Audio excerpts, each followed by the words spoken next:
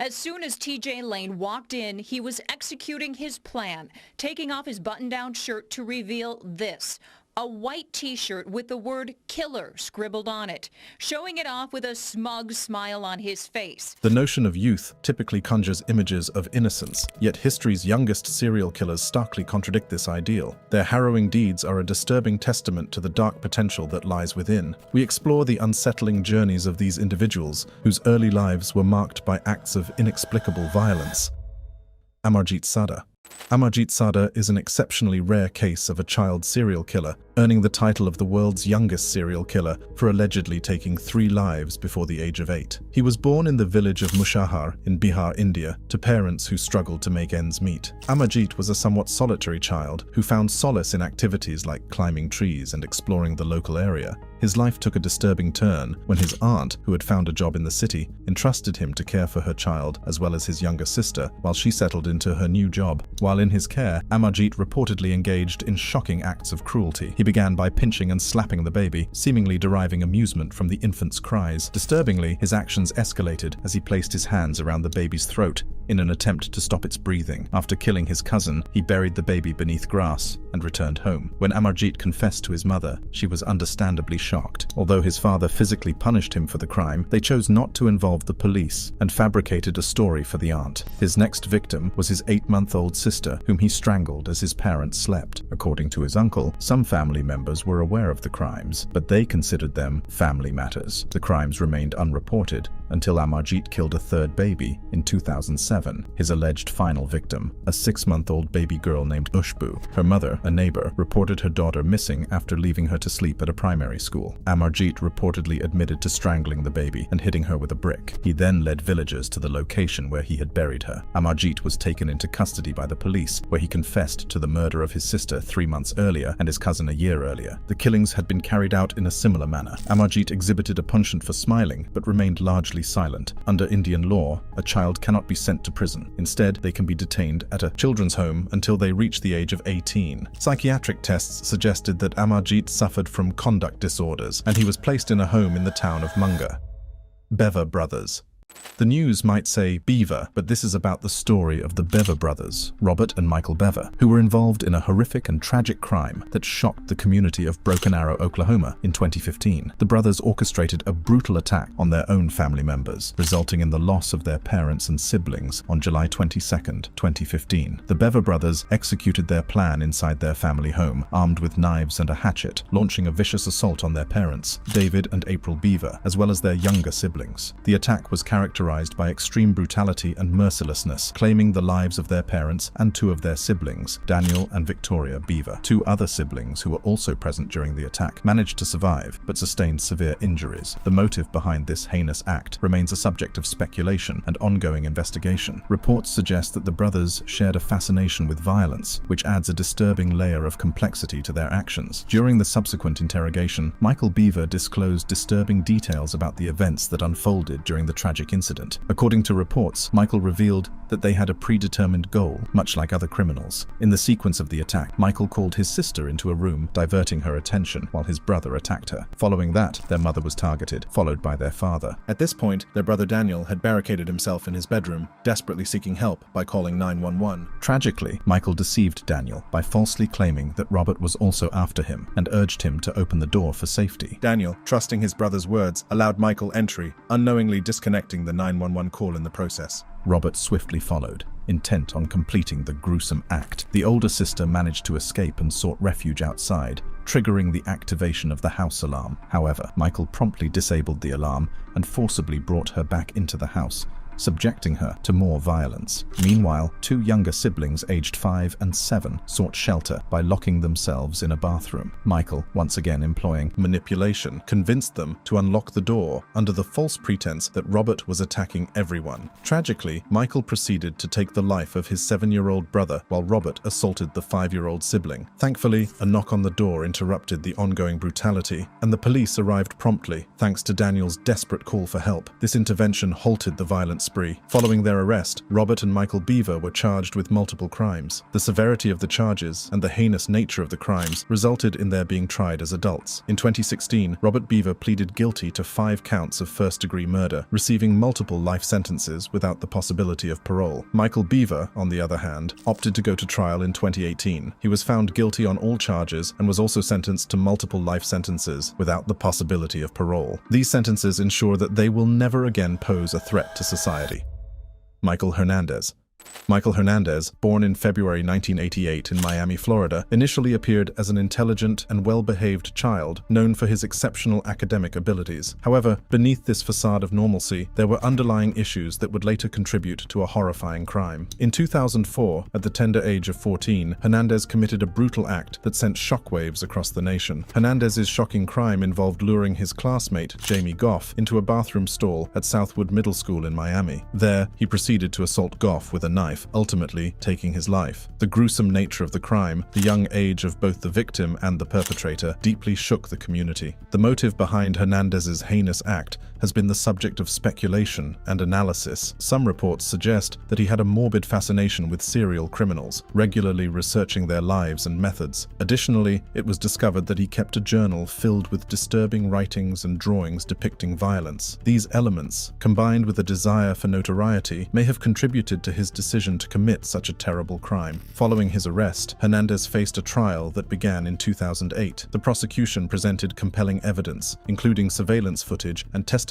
from classmates, which established the premeditated and calculated nature of his crime, despite being only 14. At the time of the crime, Hernandez was tried as an adult, sparking significant debate about the appropriate punishment for juvenile offenders. In 2008, the court found Hernandez guilty of first-degree murder, and the young criminal was sentenced to life in prison without the possibility of parole. Tears welled up in his eyes upon hearing the devastating sentence. This sentence underscored the severity of his crime, and the judge was convinced that he posed a significant threat to society. The decision to give a life sentence to a juvenile offender was highly controversial and brought attention to the challenges faced by the juvenile justice system, the potential for rehabilitation, and the delicate balance between punishment and redemption. Since his conviction, Hernandez made several attempts to appeal his sentence and have it overturned. He argued that his age should be taken into consideration. However, he never got a chance to leave prison, and in 2021, at the age of 31, he passed away behind bars. The autopsy revealed that Hernandez was morbidly obese, standing at 5 feet 10 inches and weighing 285 pounds, and he had cardiac dysrhythmia. The case of Michael Hernandez serves as a tragic reminder of the consequences of untreated mental health issues and the potential dangers of exposure to violent media. It highlights the complexities of the juvenile justice system, where the difficult balance between punishment and rehabilitation remains a subject of ongoing debate and reflection.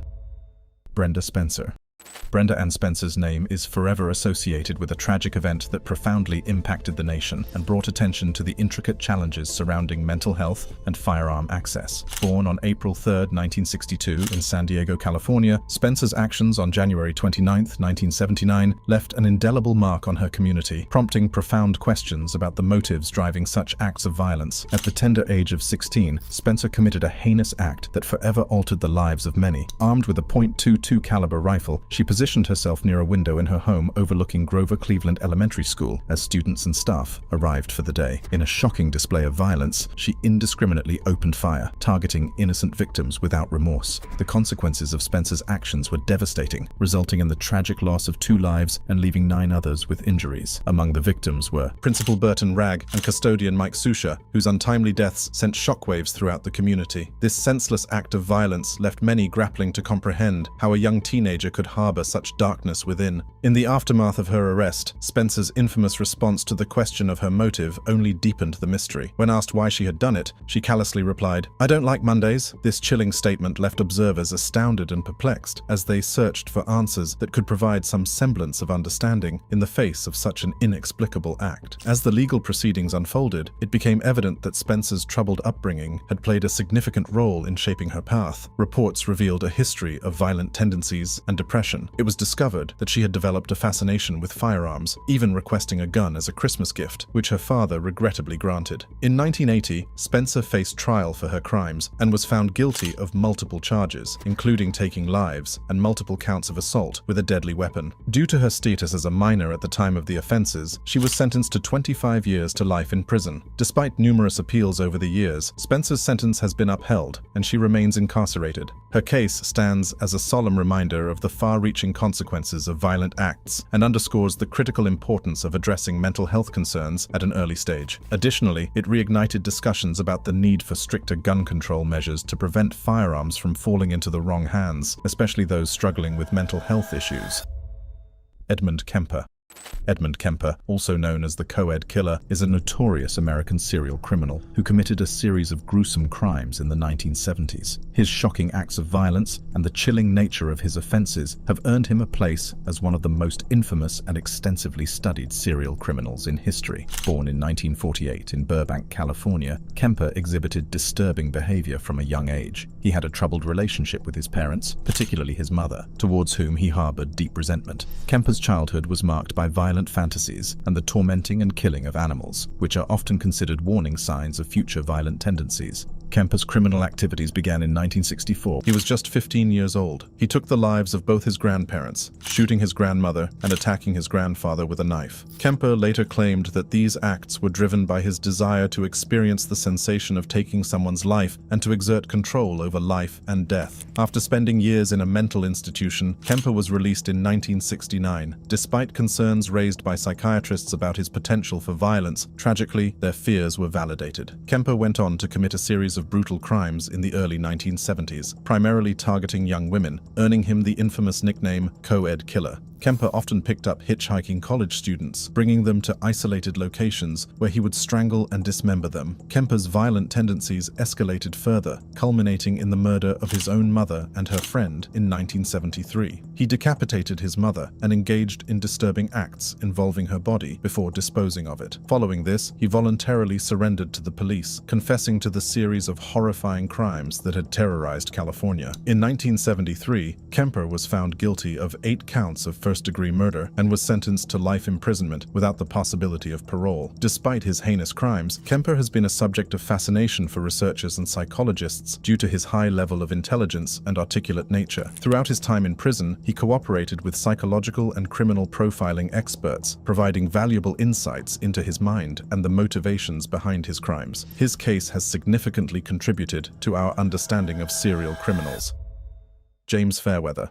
James Fairweather, more commonly known as the Colchester Killer, was born in 1999. Fairweather gained notoriety as one of the youngest convicted serial criminals in the United Kingdom, shedding light on the unsettling capacity for violence within teenagers. His dark chapter unfolded in Colchester, Essex, between March and June 2014, when he was a mere 15 years old. During this period, he embarked on a gruesome spree of crimes that claimed the lives of 2 innocent individuals. The first victim was James Atfield, a 33-year-old man with brain damage who frequented the town's parks. Fairweather targeted Atfield in a savage attack, brutally assaulting him with a knife over 100 times. The following morning, a horrified passerby discovered Atfield's lifeless body, sending shockwaves through the community. Only 2 months later, Fairweather struck again, selecting another unsuspecting victim. This time, his target was Nahid Almania, a 31-year-old Saudi Arabian student simply walking to the University of Essex. Fairweather ambushed her, assaulted her with a knife, and callously left her to succumb to her injuries on the path. The series of brutal crimes plunged Colchester into a state of fear and panic as residents grappled with the terrifying realization that a young, seemingly unassuming teenager could commit such heinous acts. The police worked tirelessly to apprehend the criminal, leaving no stone unturned in their investigation. In a twist of fate, Fairweather's capture resulted from his own chilling boasts and threats made to a friend. Alarmed by his unsettling statements, the friend bravely reported them to the authorities, leading to Fairweather's arrest in June 2014.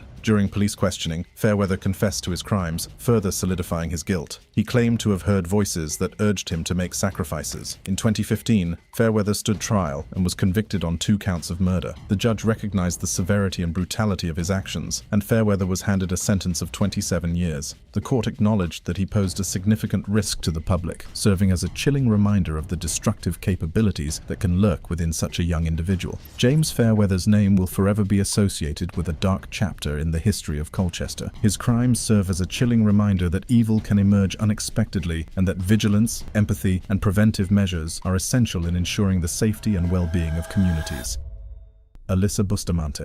Alyssa Bustamante, born in 1994 in Missouri, became known for committing a horrifying crime at a young age that sent shockwaves throughout the nation. On October 21, 2009, when she was just 15 years old, Bustamante brutally assaulted her 9-year-old neighbor, Elizabeth Alton, in their St. Martin's neighborhood. Bustamante lured Elizabeth into the woods, strangled her, and then proceeded to assault her with a knife. After taking her life, she buried Elizabeth's body in a shallow grave and attempted to conceal the evidence of her crime. The true motive behind Bustamante's actions was later unveiled during her trial. Testimony revealed that she had a troubled childhood marked by neglect and abuse. She also grappled with mental health issues, including depression and a history of self-harm. Bustamante had displayed a disturbing fascination with death and violence, as evidenced by her writings and drawings. The shocking nature of the crime and Bustamante's young age ignited a nationwide debate on the appropriate punishment for juvenile offenders. Some argued for leniency, considering her age and the potential for rehabilitation.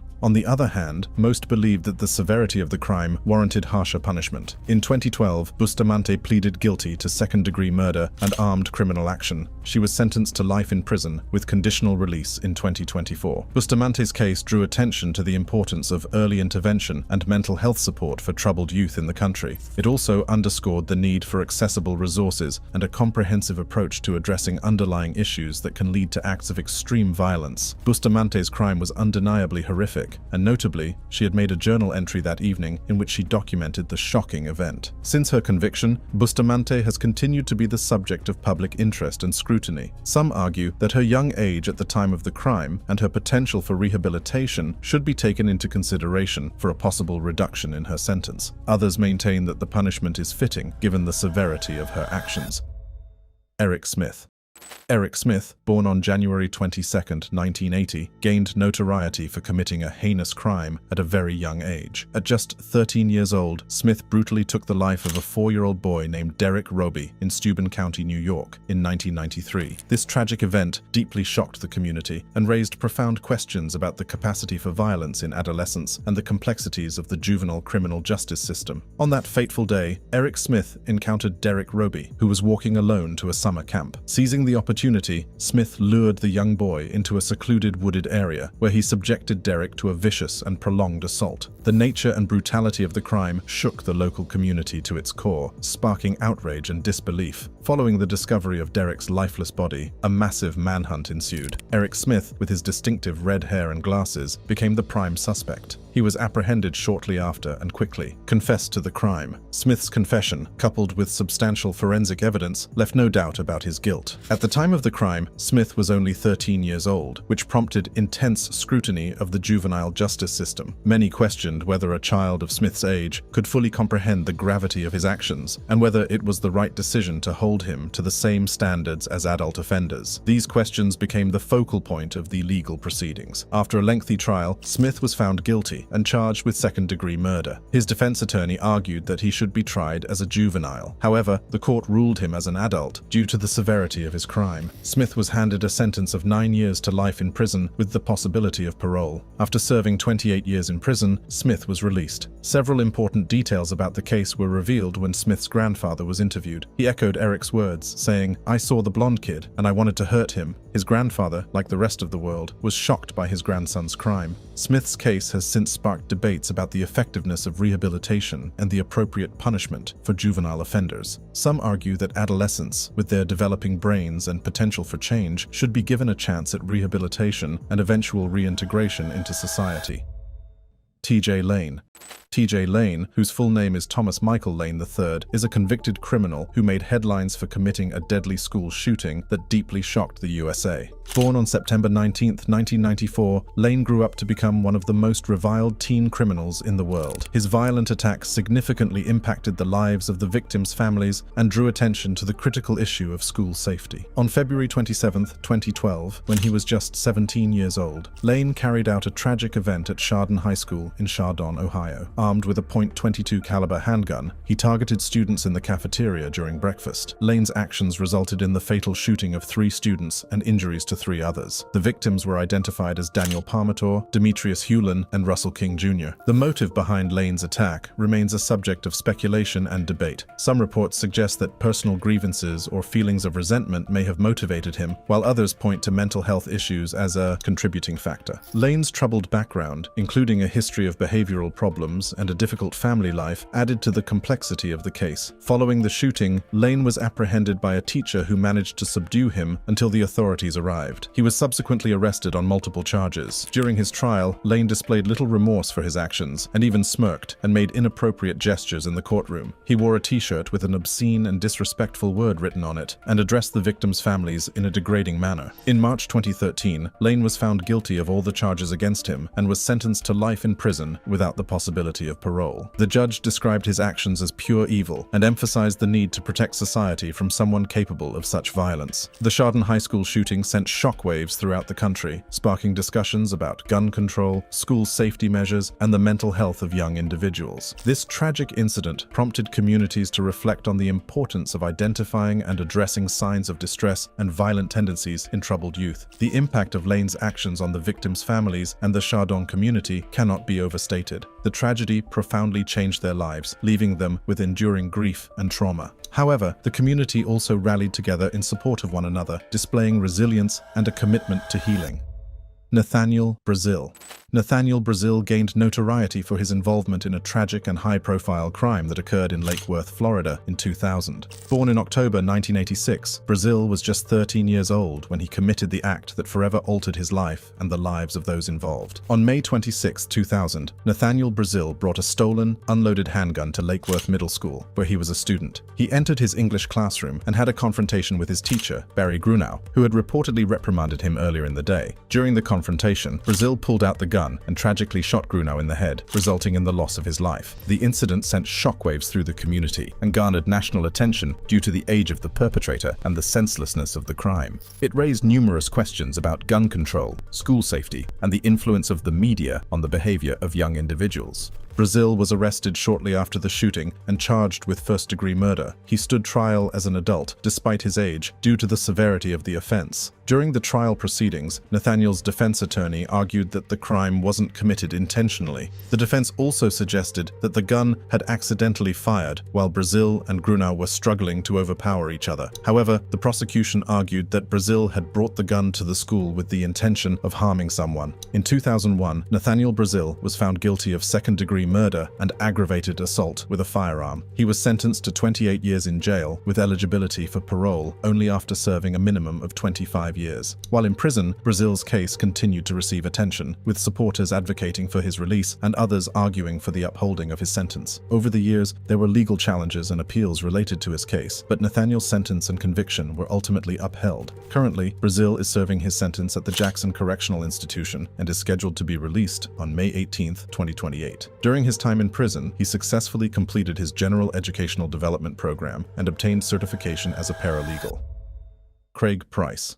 Craig Price, also known as the Warwick Slasher, is a convicted serial criminal whose heinous acts garnered notoriety for the chilling crimes he committed in Warwick, Rhode Island during the late 1980s. Price's crimes and the intricacies surrounding his case continue to captivate public attention, raising profound questions about the nature of evil and the complexities of the criminal justice system. Craig Price was born on October 11, 1973. His violent tendencies became evident at an early age when he began engaging in animal cruelty and displaying aggressive behavior. However, it wasn't until 1987, at the tender age of 13, that Price embarked on a spree of brutal assaults that sent shockwaves through the community. Price's first victim was Rebecca Spencer, a 27-year-old woman whom he encountered while she was jogging near her home. Price broke into her house, brutally attacked her, and left her lifeless body behind. Less than a year later, he struck again, this time targeting a neighborhood couple, Joan Heaton and her two daughters, Jennifer and Melissa. Price broke into their home, brutally assaulting all three victims. Warwick community was gripped with fear as the criminal remained at large. Eventually, suspicion fell on Craig Price, who had a history of violent behavior and had been previously involved with the police. Price was arrested in 1989 after a witness came forward with incriminating information, and he eventually confessed to the crimes. The shocking aspect of Price's crimes lies not only in their brutality, but also in his age at the time of their commission. At just 15 years old, Price became one of the youngest serial criminals in American history. This fact sparked debates about the nature of juvenile violence and the appropriate response from the criminal justice system. Due to his age, Price was initially convicted as a juvenile and sentenced to serve time in a youth detention facility until his 21st birthday. However, his violent tendencies persisted while in custody, and he assaulted fellow inmates, even taking the life of one. This led to a reassessment of his case, and in 1992, Price was convicted and sentenced to a lengthy prison term. Throughout his incarceration, Price has remained a highly controversial figure.